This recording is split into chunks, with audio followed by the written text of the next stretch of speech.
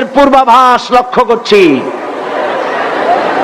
যদি মোকাবেলা করতে না পারেন সক্ষম ভাবে, এমন অন্ধকার গাঢ় কালো অমাবস্যার রাত আসতে পারে যার সুবে সাদেক হওয়া অসম্ভব।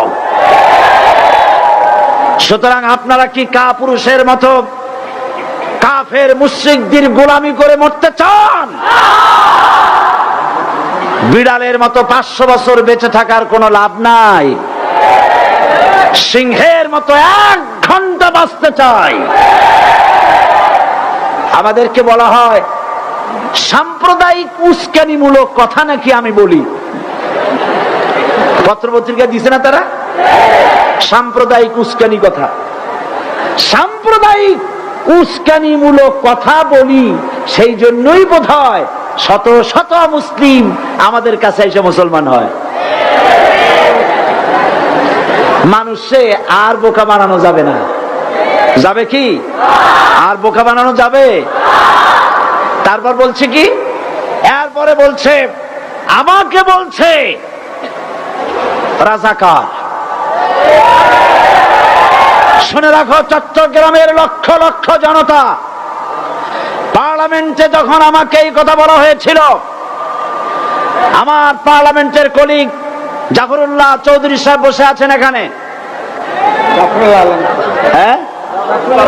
জাফরুল ইসলাম চৌধুরী বসে আছেন পাশে, প্রধানমন্ত্রী সুদ্ধা, অন্তত 3 শতাধিক পার্লামেন্টের সম্মানিত সদস্যরা সেদিন বসা।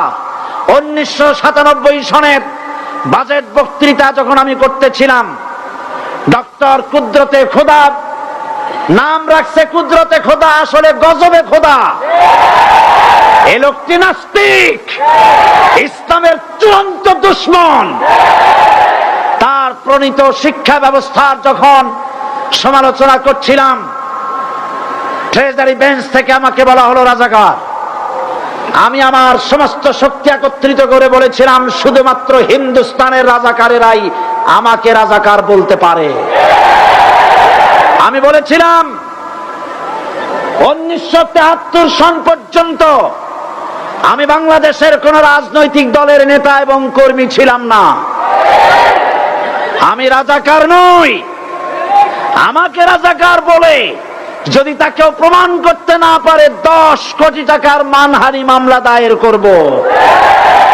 আমার এই বক্তব্য সারা দুনিয়া শুনেছে। পার্লামেন্টে আমার এই বক্তব্য রেকর্ড হয়ে আছে। সেদিন 3 শতাধিক পার্লামেন্ট মেম্বারের কেউ আমার চ্যালেঞ্জ গ্রহণ করেন নাই। যে কোনো ব্যক্তি পার্লামেন্টে গিয়ে আমার বক্তৃতা দেখে আসতে পারেন। এরপরে 1997 সনের 7 অক্টোবর দৈনিক জনকণ্ঠ পত্রিকা যখন আমার বিরুদ্ধে লিখলো, সেই পত্রিকায় সাইদির ওপেন চ্যালেঞ্জ 8ম পাতা, 1997 7 অক্টোবর, এত বড় 2 কলামে হেডিং। সেখানে আমি বলেছি, বাংলাদেশের সকল সাংবাদিক, গোয়েন্দা বিভাগ, বাংলাদেশের সকল বুদ্ধিজীবীকে আমি আমার পিরোজপুরে আমন্ত্রণ করছি। আমার উপস্থিতিতে যদি কেউ প্রমাণ করতে পারে বাংলাদেশের স্বাধীনতা যুদ্ধের বিরুদ্ধে আমার কোন ভূমিকা ছিল, সজ্ঞানে স্বেচ্ছায় জাতীয় সংসদের সদস্য পদ থেকে পদত্যাগ করব। 3 বছর পার হয়ে গেছে, আজ পর্যন্ত কেউ এই চ্যালেঞ্জের মোকাবেলা করে নাই। সুতরাং আমাকে যারা রাজাকার বলবে, তারা পিতৃ পরিচয়হীন অবৈধ সন্তান।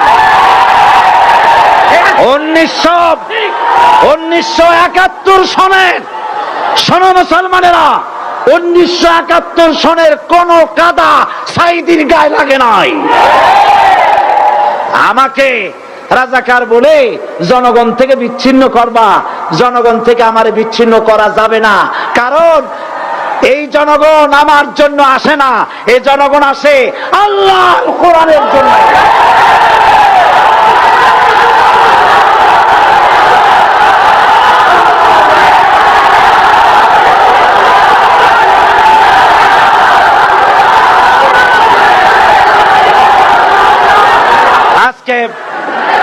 আর যারা ইসলামের কথা বলে, যারা ইসলামের কথা বলে, তারাই রাজাকার, তারাই মৌলবাদী। মৌলবাদী বললে আমরা অসন্তুষ্ট হই না, কারণ মৌলবাদী শব্দটা আসছে মূল থেকে। মৌল শব্দ এসেছে মূল থেকে। মূলবাদী তার মানে যারা মূলে আছে। মূল হলো কোরআন, মূল হলো হাদিস, মূল হলেন আল্লাহ, মূল হলেন আল্লাহ রসুল। আমরা আছি মূলে। এখন বলেন তো মূলের শক্তি বেশি না আগার শক্তি বেশি? আমাদের যারা মৌলবাদী বলে ওরা হলো আগাবাদী। মূলে আছে কত কোটি? 12 কোটি। মূলে আছে কত কোটি?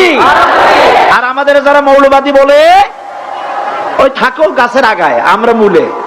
লাভালাভি বেশি করবা না, 12 কোটিতে গাছের গোড়া আসতে নানা দেবে, মামু বাড়ি দিল্লি গিয়ে পড়বা, বাংলার জমিনে জায়গা হবে না। এ কথা বিশ্বাস করো। বাংলাদেশের মুসলমানদের শরীরে এক বিন্দু রক্ত থাকতে শয়তানের তৈরি করা ধর্ম নিরপেক্ষ মতবাদ বাংলার জমিনে কায়েম হতে দেওয়া হবে না, হবে না।